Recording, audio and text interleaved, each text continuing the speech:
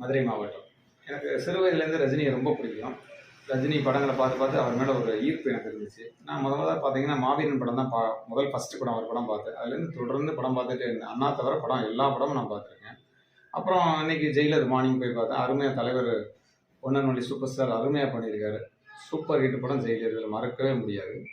அப்புறம் சரி தலைவருக்கு ஏதாவது பண்ணுவோன்னு நினச்சப்ப அவர் ஆரம்பத்தில் நடித்த அபூர்வ ராகங்கள்லேருந்து ஜெயிலர் வர படங்களை ஃபுல்லாக கலெக்ஷன் பண்ணி என்னோடய அலுவலகத்தில் ஒரு தனி அறையில் எல்லா படங்களையும் ஒட்டி அதை பூஜை அறையாக மாற்றி அதுக்கு ஸ்ரீ அருள்மிகு ரஜினி கோவில்னே பேர் வச்சு காலையில் 6 மணிக்கும் ஈவினிங் 6 மணிக்கும் டெய்லி 2 வேளை பூஜை நடக்கும்.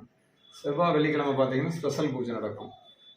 பன்னீர், சந்தனம், பால், இந்த மாதிரி பார்த்தீங்கன்னா ஒரு 6-7 வகையான ஸ்பெஷல் பூஜை நடத்துகிறோம். இப்போ கொஞ்சம் ரஜினி ஃபேன்ஸ், ரஜினி பக்தர்கள்லாம் வந்தாங்கன்னா அவங்களுக்கு ஸ்வீட்ஸ் இனிப்பு ஏதாவது வழங்குறது உண்டு.